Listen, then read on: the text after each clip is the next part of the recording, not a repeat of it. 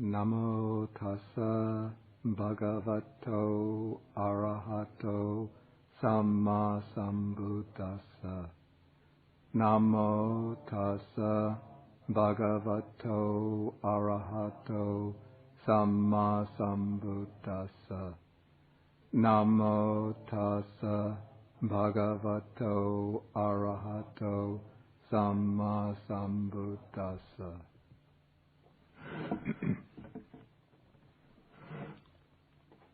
Okay, we are continuing now with the discussion of the Cūḻa-Assapura Sutta. This is the shorter discourse at Assapura, Sutta number 40 in the Majjhima Nikaya. And it was actually 3 weeks ago that I last discussed the sutta, since in the intervening 2 weeks we had talks from Venerable Dhammadipa and Bhikkhuni Kusuma. So I just give a little review. Okay, the theme of this sutta is indicated in paragraph 2. The topic is how the Buddha is addressing the monks. He says that they are known as samanas, here translated recluses, but now I prefer ascetics. So he's asking them how they can merit or deserve the designation of ascetics. And he says that to do so, you should train according to the principle that we will practice the way proper to a samana, to a true ascetic. And in this way, the designation of ascetic will be genuine, and you will also be deserving of the requisites that people offer to you, and those requisites that people give you will be very fruitful for them. And then to highlight the idea of how one practices the way proper to the ascetic, the Buddha takes the negative case of how one is not practicing the proper way. And he enumerates a number of states which are called, elsewhere they're called, defilements of the mind, cittassa upakilesa. These are sort of secondary defilements, states which in some respect are synonymous with greed and aversion, greed and hatred. In other senses, other of these states are offshoots or branches or derivatives of greed and aversion. And of course, they're all rooted in ignorance or delusion. Covetousness, ill will, anger, resentment, contempt, insolence, envy, avarice, fraud, deceit, evil wishes, and wrong view. And so one who is not abandoning these and not making any effort to abandon them is not practicing the way proper to an ascetic.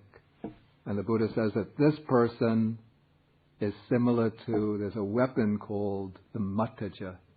Apparently it's a kind of knife or sword which is very sharp on both edges. And if such a sword were enclosed, or knife was enclosed in a patchwork sheath, that would be similar to a person like this. Then the Buddha says that the status of an ascetic, a true ascetic, doesn't come about, and he enumerates a variety of the extreme ascetic practices that were undertaken by his contemporaries in India at this time. There were these many practices that the renunciants would undertake with the belief that by subjecting themselves to these extreme austerities, they could attain purification. He mentions the first one is the wearing of the patchwork cloak. This is Sangati. In some respects, Sangati is the name for one of the robes of a Buddhist monk. But I think what's referred to here would be not the Buddhist monk's robe, but those who just collect pieces of cloth, stitch them together, and wear them. Then there comes going about naked, dwelling in the dust and dirt, and various other ascetic practices.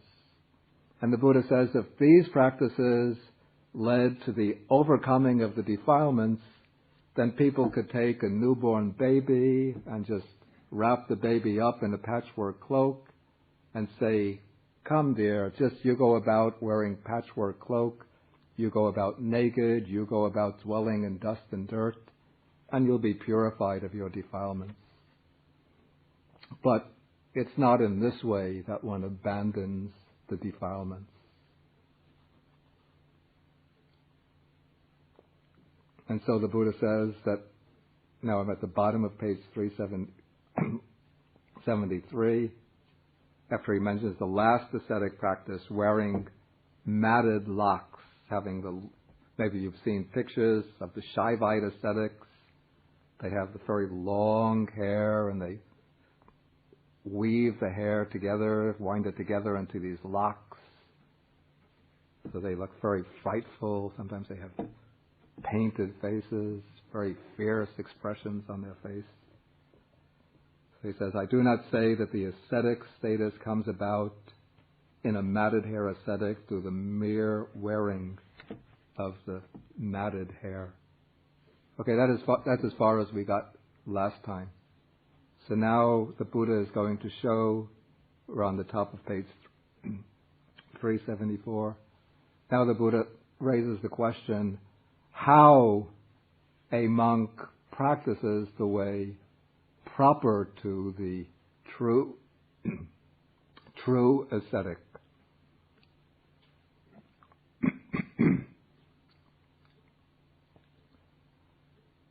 Okay, and he says, when any monk who is covetous has abandoned covetousness, when one who had a mind of ill will has abandoned ill will, when one who is angry has abandoned anger, who is resentful has abandoned resentment, who is contemptuous has abandoned contempt, who is insolent has abandoned insolence, who is envious has abandoned envy, who is avaricious has abandoned avarice, who is fraudulent has abandoned fraud, who is deceitful has abandoned deceit, who had evil wishes has abandoned evil wishes, who had wrong view has abandoned wrong view, then he practices the way proper to the recluse or ascetic, I say, because of his abandoning these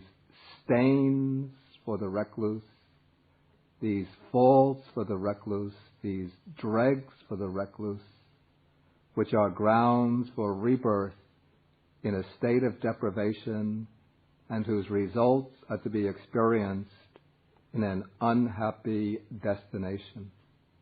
Here the Buddha gives kind of very severe warning about the results of these unwholesome states.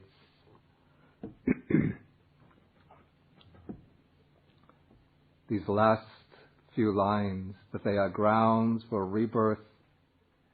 Here the phrase state of deprivation, I think the meaning is a little obscure, but in Pali the meaning would be very clear to somebody who knows the context. It's apaya.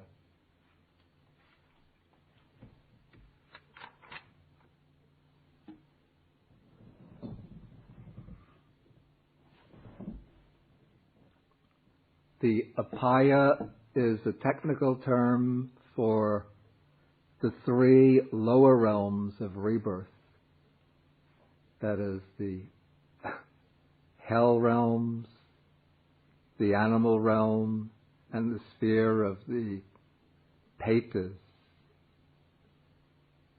or tormented spirits.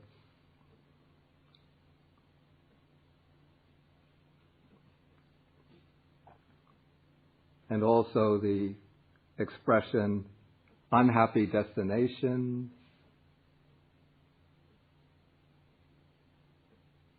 or dukkati, or bad destinations, has the same the same meaning.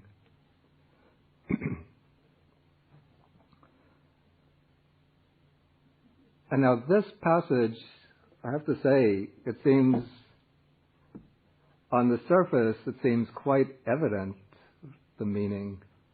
And then you take the next couple of lines, also it seems to confirm what appears to be the surface meaning. First sentence of paragraph 8. He sees himself purified of all these evil, unwholesome states. He sees himself liberated from them. So if you just take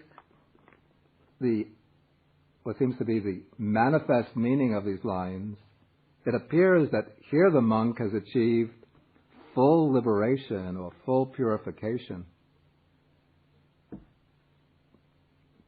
But this doesn't seem possible because of what comes next.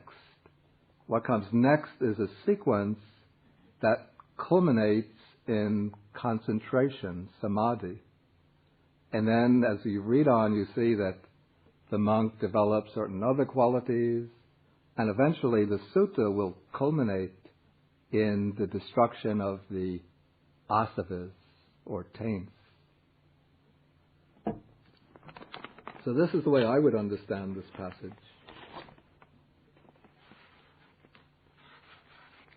And I refer to a table that I had made up earlier, if you remember, perhaps you have it with you, the table on defilements, antidotes, and types of abandonment.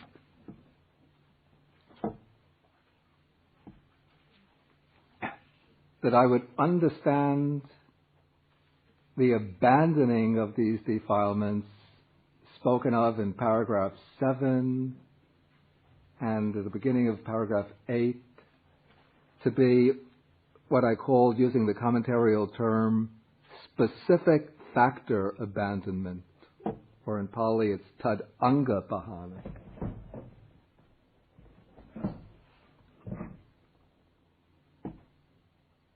That is, I would understand that here the monk is undertaking the preliminary stages of practice. He's observing the precepts as the basis of the path. So he's purifying, he's already purified his moral discipline or virtue, moral virtue. And I would understand him to be engaged in the preliminary stages of meditative development and reaching some level of success, maybe, in clearing the mind of the grosser defilements through the application of specific antidotes to these defilements.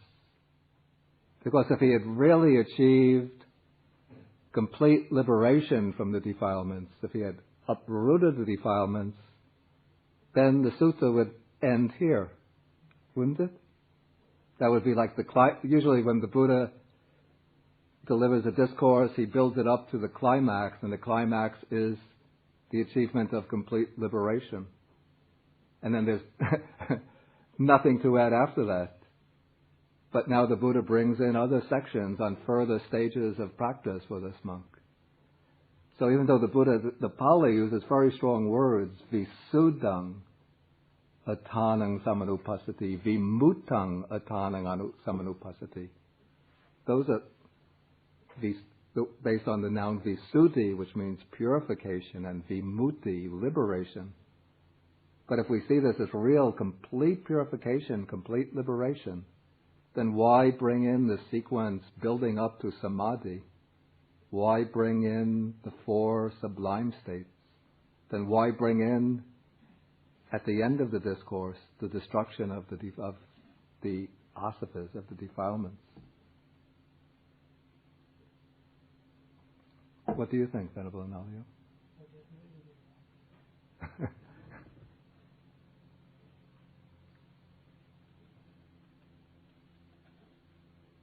Okay, so I would say that this temporary purification, temporary liberation, is what gives some sense of deepened confidence in the teaching. So when one has that deepened confidence, then it gives one the feeling that one is now on the right track, since one has this experience of a temporary purification and liberation by using these specific techniques for clearing the mind, cleansing the mind, freeing the mind. Then one has the confidence that if one follows this path through its successive stages all the ways to the end, one will reach the true, final, ultimate purification and liberation. So when one gains that confidence, then gladness is born. This is called, gladness is a bad, very inadequate rendering. It's pamoja, which is really, it's a kind of exuberant joy. Then from this exuberant joy, then piti. Piti is a kind of exhilarating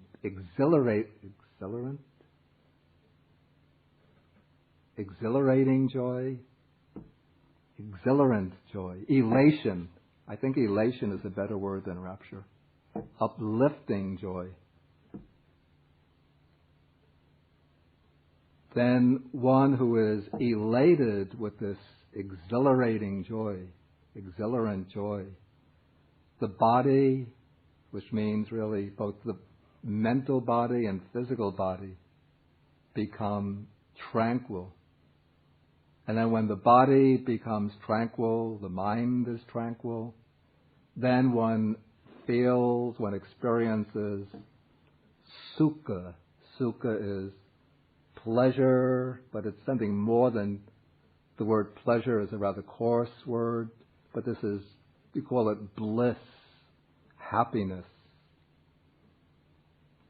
And one who experiences pleasure, bliss, happiness, for one who experiences pleasure, bliss, happiness, the mind becomes concentrated. Here again, the word concentrated is weak, but the mind enters samadhi. Samadhi is the complete collectedness of the mind, composing and coming together of the mind. And so it's a very beautiful sequence that we meet again and again in the discourses to show the process leading up to samadhi. I'll put the Pali words on the board.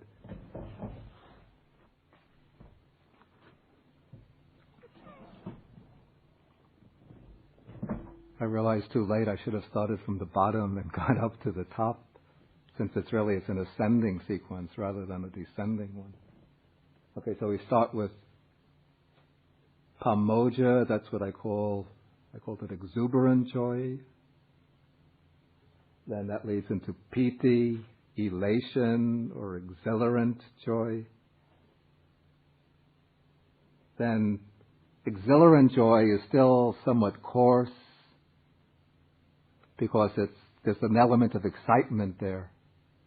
But as the mind continues to train in mindfulness and clear comprehension and focusing on its object, then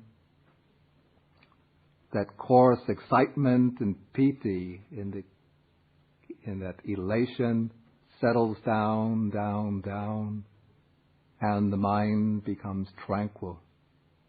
And then that tranquility of the mind is imparted to the body, so even the disturbance, agitation of the body, subtle agitation, that settles down and the body becomes tranquil.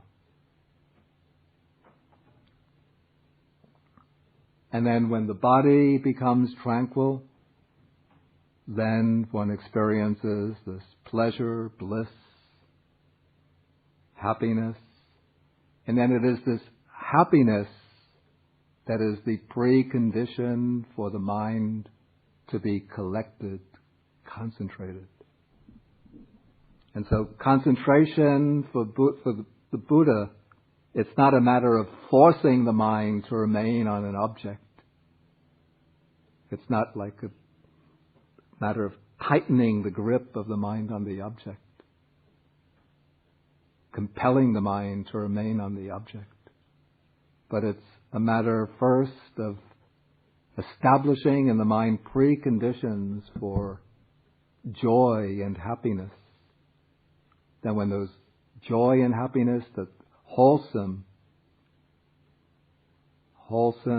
pure joy and happiness arise, then the process is initiated which will bring the gradual subsiding of the unwholesome factors and the arising of more joy, more happiness, until gradually the mind settles down. And when that happiness and bliss becomes very strong and massive, then just naturally the mind merges into samadhi, just through the concentration or the compressing power of that bliss.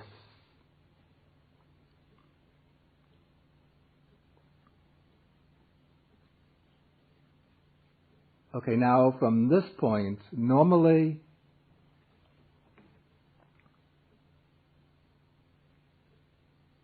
or in some cases, the Buddha might have brought in a transition from a passage like this. Perhaps he could have gone into the jhana formula here. But in this particular sutta, he introduces the formula for 4 alternate meditative states which come repeatedly in the suttas. They come to be called, in the commentarial literature, they come to be collected under the name Brahma Viharas. And also in the Abhidhamma literature, they're called the immeasurable states, Appamanya. Now I've tried to figure the reason why these qualities or these particular states are included in this sutta. And just as a conjecture, this isn't supported by the commentary, but it just seemed to me, when you look at the defilements, the list of defilements in paragraph 3,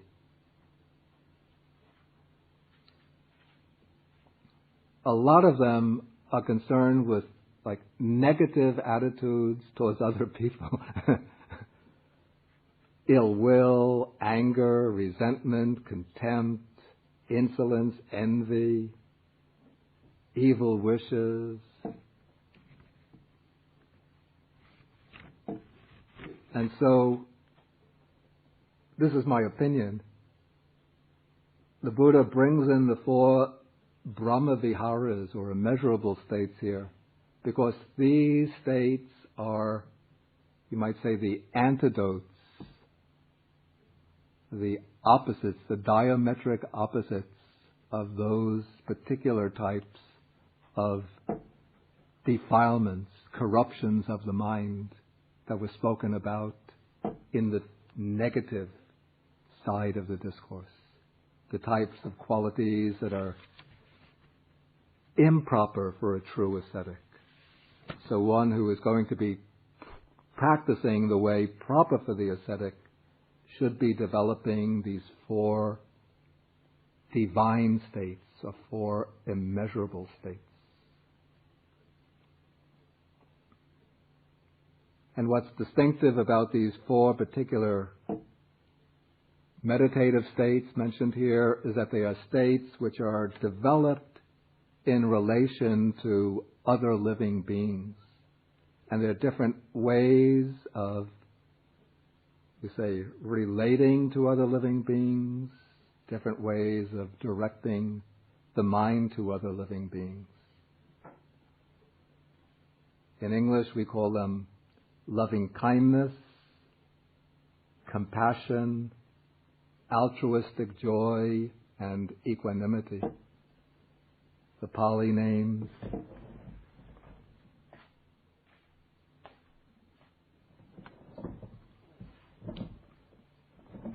Metta, Karuna, Mudita, and Upekkha. So metta, loving kindness, has, you say, the aspect, the characteristic, the quality of wishing for the true welfare and happiness of other living beings.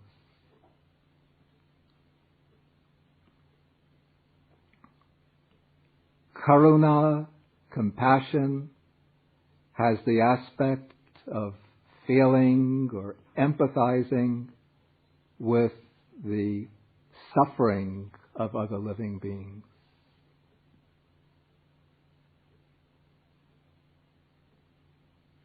And of generating the wish that those afflicted with suffering be freed from suffering.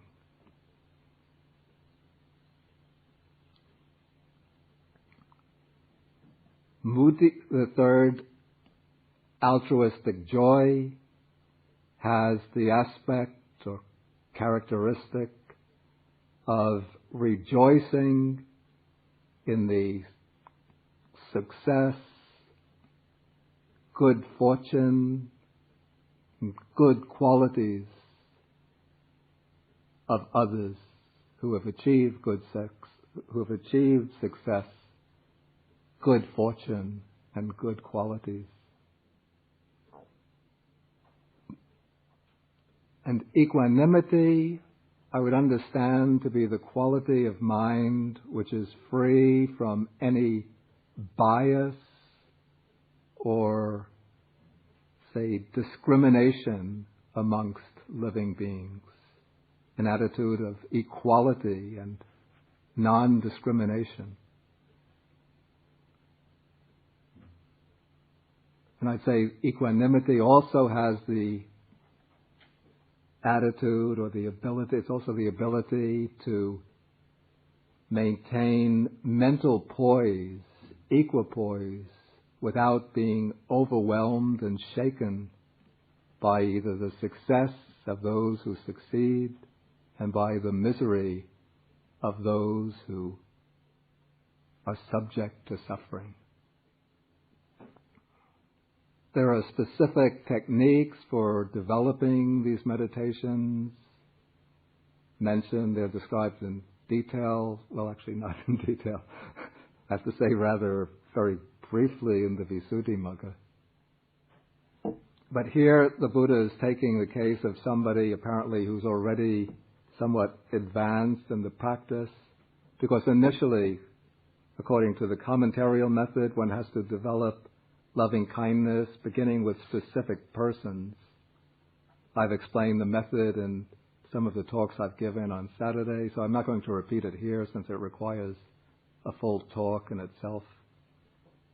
But one begins with specific persons, distinguished in groups, oneself, friends, neutral persons, enemies, and then one radiates loving kindness towards these persons in turn, until one develops the ability to radiate loving kindness to these persons equally. Then when one develops that ability, then one chooses geographical areas and one takes the beings, the people in these geographical areas, and one radiates the loving kindness towards them, expanding geographical areas, beginning with one's own dwelling place, say this monastery, then expanding maybe the town of Andover, and maybe the state of New Jersey, the United States, then North America, South America, Europe, Asia, Africa, Australia, then take the whole earth, the earth as a whole, then one takes the different planes of existence, or one could use the direction radiation as described here, extending this loving kindness to the east, given here, extending it to the east, south, west, north, above, below, and then extending and expanding the loving kindness until one is pervading the entire world with a mind imbued with loving kindness, abundant, exalted, immeasurable, without hostility and without ill will. Then one abides pervading similarly the quarters with a mind imbued with compassion, imbued with altruistic joy, with a mind imbued with equanimity. In that way one develops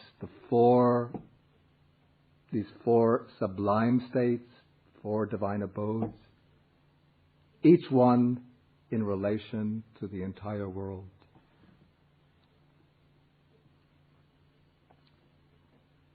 Okay, so now the Buddha has brought the teaching up to the level of a monk who has achieved this, we call this a level of mastery of concentration, to the point where he is able to radiate the entire world with these four sublime qualities. And now he's going to give a simile to describe this state. Here I'm in paragraph 13. Suppose there were a pond with clear, agreeable, cool water, transparent, with smooth banks delightful. If a man, scorched and exhausted by hot weather, weary, parched and thirsty, came from the east, from the west, from the north, or from the south, or from any direction, having come upon a pond, he would quench his thirst and his hot weather fever.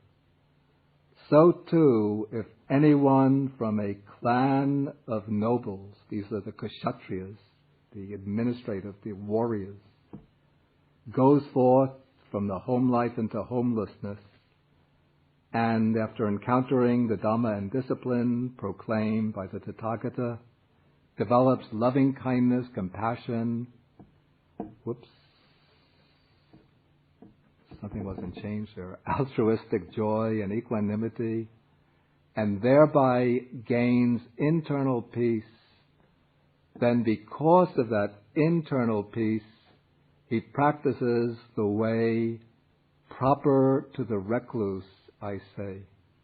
Then if anyone from a clan of Brahmins, from a clan of merchants, from a clan of workers goes forth from the home life into homelessness, and there should be another phrase, if anyone from any clan whatsoever goes forth from the home life into homelessness, and after encountering the Dhamma and discipline proclaimed by the Tathagata, develops loving kindness, compassion, appreciative joy, and equanimity, and thereby gains internal peace, then because of that internal peace, he practices the way proper to the recluse, I say. Okay, so here the criterion for practicing the way proper to the recluse is gaining this internal peace.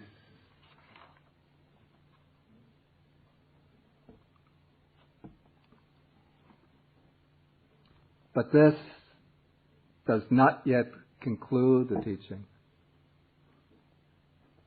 And by the way, this paragraph here, in the earliest section, paragraph 6, it seems just in that one paragraph, the Buddha was sort of knocking away all of the extreme ascetic practices that were being undertaken in his time. Now, in this paragraph, he's subtly undermining the distinctions of the class system that were being proposed by the Brahmins, who are holding up the validity that there were these important distinctions.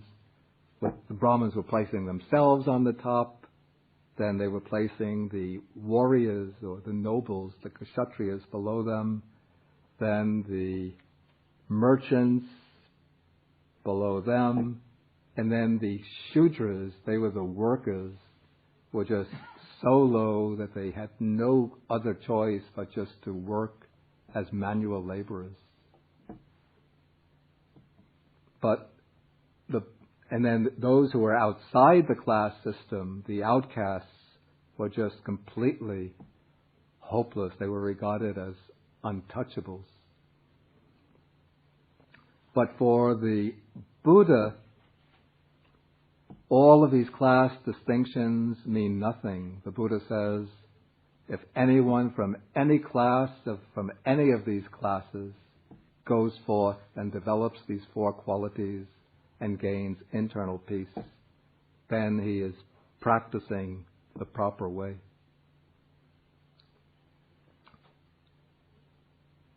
Okay, but still at this point, the Buddha has not yet concluded the discourse. But now he brings in the most important point in paragraph 14. He says, if anyone from a clan of nobles goes forth from the home life into homelessness, and by realizing it for himself with direct knowledge, here and now enters upon and abides in the deliverance of mind and deliverance by wisdom that are taintless with the destruction of the taints, then he is already a recluse or an ascetic because of the destruction of the taints. Then the same thing is repeated. If anyone from a clan of Brahmins, from a clan of merchants, from a clan of workers, or from any clan at all, goes forth from the home life into homelessness, and by realizing it for himself with direct knowledge, enters upon and dwells in the deliverance of mind and deliverance by wisdom that are taintless with the destruction of the taints, then he is already a recluse, already an ascetic, because of the destruction of the taints. At that point, the Buddha doesn't say that he is practicing the way proper to the recluse, because he is no longer engaged in the practice, but rather he has completed the practice of the ascetic. And now the Buddha says simply that he is a samana, an ascetic, a recluse, in the true sense of the word. Because the true sense, for the Buddha, the true ascetic is one who has uprooted and destroyed all the defilements. Okay, maybe this should be the basic explanation of the sutta. If there's any questions, then please be welcome to ask. Sometimes it's hard to tell what's a directive, a consequence. So if we look in paragraph 8, that seems to be stated rather passively. I don't know if Holly is. When this happens, this is born in, and that is born. Yeah. It seems to be happening almost of its own accord. Yeah. Well, is that right? You mean the sequence that's The passiveness of it. the way that all of these states are unfolding one after another? Yes. So as compared to, paragraph 7 where it says the bhikkhu abandons comes to be abandoned. I just want to make sure I'm reading that. Yeah, of course, it doesn't mean that these things happen without effort, but it seems that there's a lot, in my understanding, a lot of effort is invested in the process of achieving this temporary abandonment of these defilements and winning the state of temporary, what I call temporary purification and liberation. Then when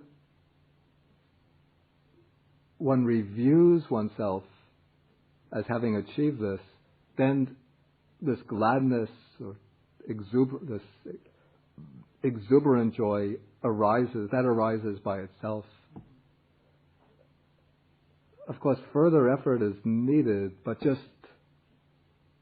I think here the point is that these states do seem to follow each other in a kind of natural sequence. And there is a sutta which, in Anguttara Nikaya, this is a book of tens, I think, which says that it begins by saying that one who is virtuous, that is, who is established in sila, the virtues, for one who is established in the virtues, no effort has to be made. Let me be free from worry and remorse. Or let me be free from remorse. this is the nature of things, that freedom from remorse arises. Is that the way it goes? Dhammataya? Yeah. No chaitanya, yeah, no chaitanya, no volition has to be, no volitional effort has to be made. Then, but what is the Dhammataya? Is that the causative? Yeah. But doesn't it use Dhammataya as? I think so. So Dhammataya is the nature of, this is the nature of things. That for one who is established in the virtues, non-remorse arises.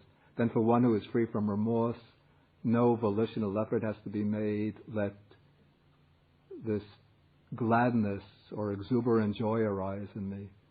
For one free from remorse, this is the nature of things. That so it, in some of the suttas, there's maybe the Buddha uses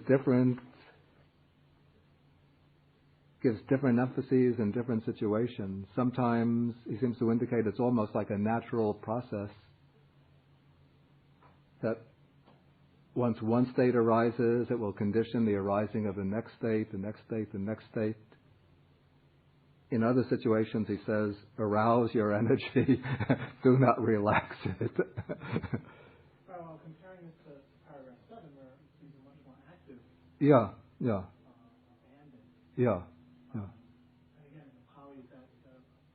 Yeah, well, the word for abandoning it does imply definitely some volitional effort. Yes, unfortunately, it's not made clear how. It's not made clear in this sutta how. Yeah, that's why one has to really understand the suttas. One has to read a bunch of them. One has to see them in their interrelationship. So one could say, probably he is developing one of the four satipatthānas, which brings about vinaya, lokaya, abhijja, domanassa, which brings about the overcoming or abandoning of attachment and displeasure in regard to all worldly phenomena. So one would have to be developing some type of Of course, it has to be established on the basis of moral discipline or virtue. Yeah. Yeah. Yeah. Yeah. Yeah. Yeah. Yeah. Yeah. Yeah. I see them as being, they're interrelated, but I would see metta, karuna, mudita, I say they're separate states in that they have a different distinctive quality. And they develop on the basis of a different, let us say, active thought and a way of imaging, maybe imaging or thinking. Okay, so since I'm just a relative beginner with all of them, I don't have advanced like jhanic experiences of them. So the thought for developing metta is thinking of people that one wants, that are relatively happy or relatively stable, let us say, and wishing them to be well and happy. And so the thought is, may they be well, may they be happy, may they be well, may they be happy, this is not taking ones who are afflicted with severe illness, severe suffering, but wishing, may they be free from harm and suffering. But they're not in that situation, but wishing them not to encounter harm, suffering, distress, worry. So wishing that thought for their well-being, happiness, safety, security. So that would be the thought that generates metta. And then the mood or feeling state that arises from that is the feeling state of metta. okay, for karuna, then one would take people who are really in states of suffering. Then one has to take them, and even what's very effective is visualization. Not like a detailed visualization, but somehow being able to see them with one's mind's eye and be able to understand visually their situation, and then really mentally engage with their suffering, and to the point where it's almost like gripping one's own heart. And then that is what brings up that feeling of, it's anukampa, which means shaking with. The heart shaking with their suffering. And then it generates that wish, may they be free from suffering. So that is the mode. It's the thought, may they be free from suffering, may they be free from suffering. And since one is actually seeing and, mentally seeing and imaging those who are and understanding those who are undergoing suffering, then it is generating a different type of mental state than is involved with metta. And that is the mental state of karuna, compassion. Then altruistic joy, mudita. I have to mark these places where it wasn't changed in the revised edition. Then think of a few friends who have achieved some success or have good qualities. And then one sort of rejoices with them, shares the joy in their success and good fortune, and thinks how fortunate they are, how good it is that they have this success. And then a kind of joy comes up, and again, it's a different quality from metta, but it's rooted in metta. But it sort of works at a different vibrational level, one might say, on a different track. That's the way I would understand it.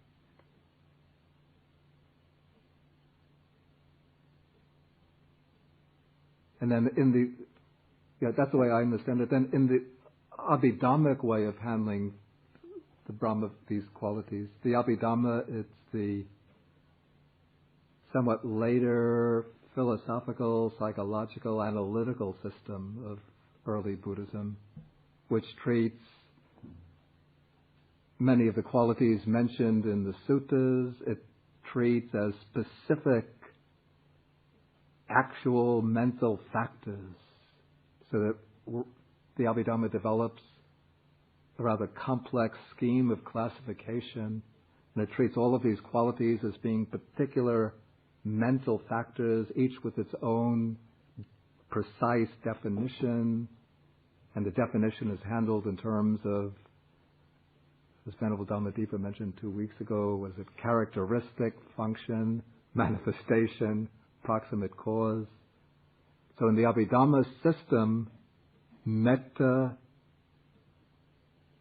karuna, that's loving kindness, compassion, altruistic joy, are treated as three distinct chaitasikas, three distinct mental factors. And it's said that loving kindness, I don't know if I go along with this. But anyway, no, it said that a dose of non-hatred is present in all wholesome states of consciousness. Though non-hatred is not necessarily loving kindness. Loving kindness is one particular mode of non-hatred. But compassion and altruistic joy arise only in particular types of wholesome consciousness. But non-hatred is present in all wholesome states of consciousness.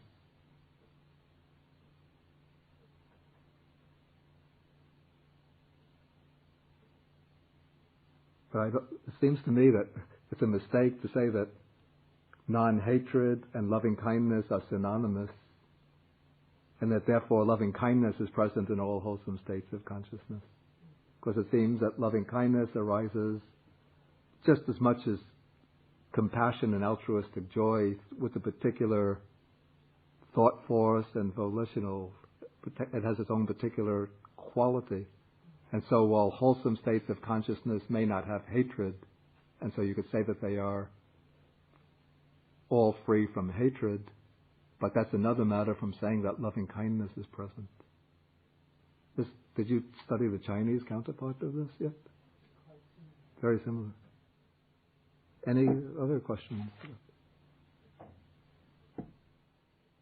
Okay, then we won't start. I was thinking that we would finish this sutta today, early today, and then start on sutta number 6. Didn't I say about 4 weeks ago that we would start sutta number 6? 6 weeks ago, I think I said that. But we will get to it next week.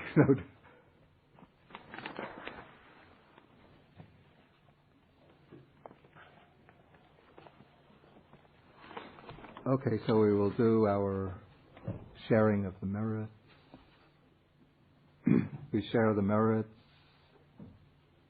first with the devas and the nagas, that's the deities, and the celestial dragon spirits, inviting them to rejoice in the merits and then to protect the Buddha's teaching, the exposition of the teaching, and to protect ourselves and others.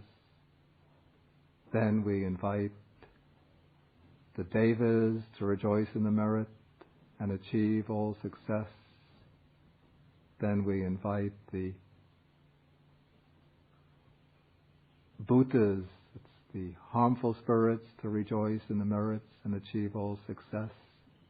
And then we invite all beings to rejoice in the merit and achieve all success.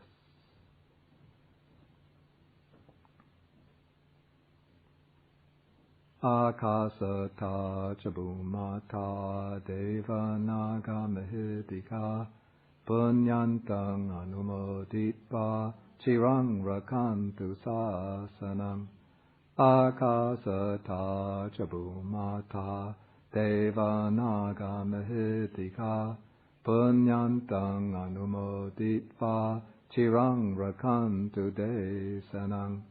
Akasata chabumata deva naga mahidika punyantang anumoditva chirang rakantu mang parang.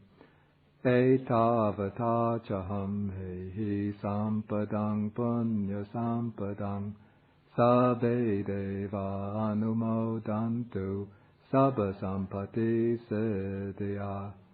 Etavata cham hehi sampadang punya sampadang sabbe bhuta anumodantu sabba sampati siddhya.